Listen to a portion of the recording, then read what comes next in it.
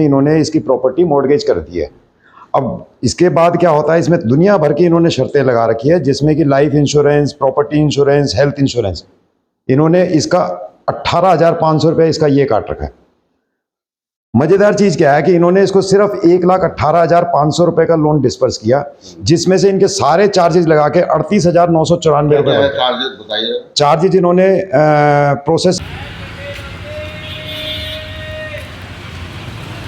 अवतार सिंह बिष्ट, अशोक मंडल, जिन्होंने अभी हम जो वार्ता कर रहे थे, इन्होंने जो है हाउसिंग लोन यहाँ पर लिया हुआ था। तो क्या मतलब पहले क्या बोला गया था आपको? इन्होंने ये बोला था मेरे से कि 3,90,99,500 रुपए का लोन होगा, जिसमें से पहली किस्त मेरी आनी थी 1.5 लाख से 2 लाख के बीच। वहां इनने दिया मुझे 1,000 कम 90,000 रुपए। अच्छा, उसके बाद इनने जो क्या कहते हैं फाइल चार्ज और बीमा चार्ज और ये आपको बताया था कि फाइल चार्ज, बीमा चार्ज ये लगेगा आपका? हाँ, ये लगेगा, लेकिन इतने रकम पे नहीं लगेगा इतना। अच्छा, ये पूरा 4 लाख का जो है ये लगना था, 4 लाख। हाँ, तो एक चीज और खुल के आ रही है कि जो उन्होंने कहा था जो बीमा, जो 3 इनके बीमा करा गया, तो वो 4 लाख के बाद, हाँ, 4 लाख पे लगना था। 4 लाख पे लगना था। अब जबकि इनको 1 लाख रुपए के आसपास लोन दिया है, तो उसका कोई औचित्य तो बनता नहीं है क्या? मेरे को मतलब मिला है 90,000 रुपए, मान लीजिए 1,000 कम 90,000। तो ये 90,000 रुपए में इनने सारा बीमा charge, file charge, processing charge सब लगा दिया इन लोगों ने। ये तो ज्यादा लग गया, जितना रकम मिला था उतने रकम का तो लगना चाहिए था ना। तो मकान आपका बना कुछ? हिंदुस्तान ग्लोबल टाइम्स में अवतार सिंह बिष्ट, और अभी रुद्रपुर के अंदर हमने एबीओम बैंक में जब हमने वहाँ पर वार्ता करी, तो दीपक ढोंडियाल जो प्रमुख उद्योगपति भी हैं, और अभी उनके हम लोग इसके बाद वार्ता भी हम लोग सुनाने जा रहे हैं कि दीपक ढोंडियाल का इसमें क्या कहना है। और उनका स्पष्ट रूप से कहना है कि आरबीआई का ये उल्लंघन भी है, और रुद्रपुर रिंग रोड पे ये ऑफिस है ओबीओम प्राइवेट बैंक के नाम से। और जिस तरह से अशोक मंडल बैंक पर गंभीर आरोप लगा रहे हैं, अब इसमें यह देखना है कि शासन प्रशासन इसमें क्या कार्रवाई करता है।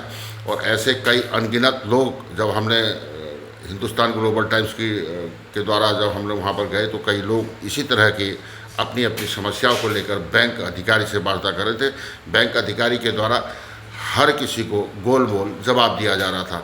दीपक ढोंडियाल जो प्रमुख उद्योगपति भी हैं, समाज सेवा में उत्कृष्ट कार्य करने में लगे रहते हैं, तो एक जागरूक व्यक्ति होने के नाते उन्होंने हिंदुस्तान ग्लोबल टाइम्स से संपर्क किया, और हमने अशोक मंडल की आवाज़ को जनता तक पहुंचाने का हमने कार्य करा। अगर इसी तरह की कोई और खबर अगर आपके पास है, तो आप हिंदुस्तान ग्लोबल टाइम्स अवतार सिंह बिष्ट से संपर्क कर सकते हैं। हम हमेशा जन सरोकार के मुद्दों को उठाने के लिए हम संकल्परत हैं।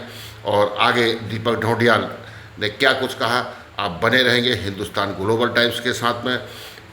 और आपके साथ भी अगर कुछ इस तरह का, जैसा कि ओबीओम बैंक ने प्राइवेट बैंक, हम जानेंगे दीपक ढोंडियाल से, जो प्रमुख समाज सेवी है, उद्योगपति भी है। क्या है मामला दीपक ढोंडियाल जी? हाँ अवतार जी, धन्यवाद आपका। अभी एक, जैसे प्रधानमंत्री, आदरणीय प्रधानमंत्री जी बोल रहे हैं कि प्रत्येक आदमी को मकान मिलेगा, जिसके तहत बहुत सारी स्कीम चल रही हैं। और दूसरी तरफ यहाँ पे, क्योंकि ये नया नया अभी इंडस्ट्रियल एरिया में बाहर के लोग बहुत आ रहे हैं, और ये इनको सबसे पहली ज़रूरत मकान की होती है।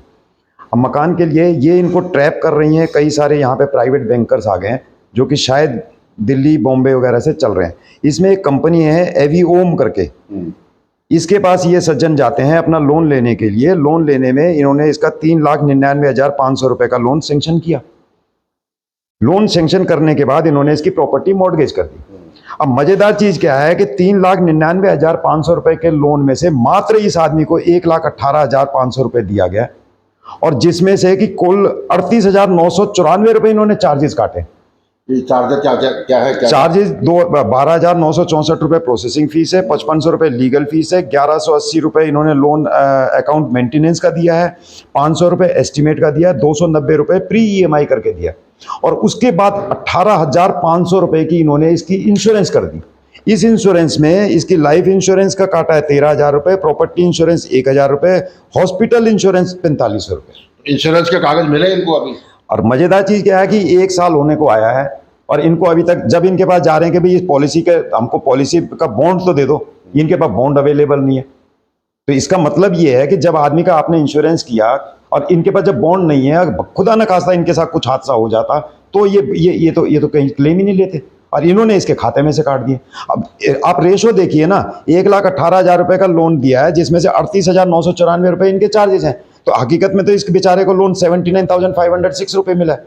मतलब 80,000 रुपए भी पूरा लोन नहीं दिया आपने, और उसकी किस्तें काट दी 1 साल के बाद। अब ये कह रहे हैं कि हमने इसका क्लोजर कर दिया, हम इससे आगे का लोन नहीं देंगे। रीजन क्या है कि एक छोटा सा इन्होंने मैटर लिख दिया इसके अंदर कि इसमें आपने एक JLG लोन क्लोजर अमाउंट, ये 30,000 रुपए इसने किसी और से समूह जो चलते हैं, स्वयं सहायता समूह, उसमें से लोन लिया हुआ है। ये कह रहे हैं कि उसका लोन चुकता करो तब हम लोन देंगे। इसका मतलब ये है कि विभिन्न प्रकार के इन्होंने इसके अंदर वो लगाने के बाद, और इनका मेन मकसद जो था ये 38,994 रुपए जो चार्जेस है ये खाना था। और इसमें आप ही देखिए 22% का रेट ऑफ इंटरेस्ट लगाया है इन्होंने। क्या ये जायज है? हम शासन से, प्रशासन से आपके माध्यम से कहना चाह रहे हैं कि इस तरह का गरीब मजदूरों के का शोषण करना बंद कीजिए। तो आपने देखा होगा रुद्रपुर के अंदर जो प्राइवेट बैंक हैं आवासीय लोन के, उसमें जो 22% जो आरबीआई का सीधा सीधा उनके नियमों का उल्लंघन भी है। और जो इन्होंने पॉलिसी के बारे में जो बताया यहाँ पर, तो 3 पॉलिसियाँ इनकी करी गई हैं और 1 साल से ज़्यादा का समय हो गया। हम लोग खुद अभी इस बैंक में गए थे, ढोंडियाल जी हम लोग साथ में गए थे, तो उनका भी स्पष्ट ये कहना है कि गोल मोल जवाब उन लोगों ने दिया यहाँ पे।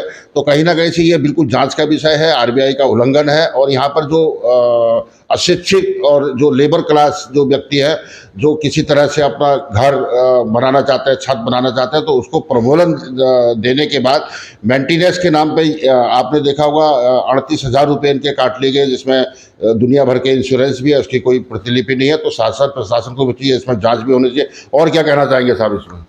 मैं तो सर आपके माध्यम से सरकार तक ये करना चाहता हूं कि ये गरीब का मकान बनना चाहिए। सरकारी योजनाएं हैं, या तो उन योजनाओं को इतना लचीला कर दीजिए कि ताकि ये लोग, गरीब लोग जो हैं, अपना मकान बना पाएँ। और दूसरा ये है कि जो इस तरीके से बैंक कर रहे हैं, ये स्कैम्स हैं बेसिकली, ये बिजनेस नहीं कर रहे हैं। ये इसमें ऐसा तो नहीं है कि इनको कहा हो प्रधानमंत्री आवास के अंतर्गत आता है, कुछ ऐसा बोला था? नहीं, ऐसा नहीं है। ये प्योरली प्राइवेट फाइनेंसिंग सिस्टम्स है, और ये आप लोन देना है, आप लोन दीजिए ना। आप ये इतने दुनिया भर के चार्जेस, अब इसका मतलब ये होगा कि जो 38,000 रुपये इस बेचारे ने भरे हैं, अब उसकी तो किस्त भी दे रहा है, ब्याज भी भर रहा है उसके ऊपर, जो कि उसके लिए चलो आपके लीगल चार्जेस हैं, प्रोसेसिंग फीस है, ये तो हम समझ रहे हैं, ये सभी बैंक लेते हैं। पर इस तरीके से 22% का इंटरेस्ट लगाना, और ये ऊट पटांग आपने इंश्योरेंस पॉलिसी लेके दे दी उसको।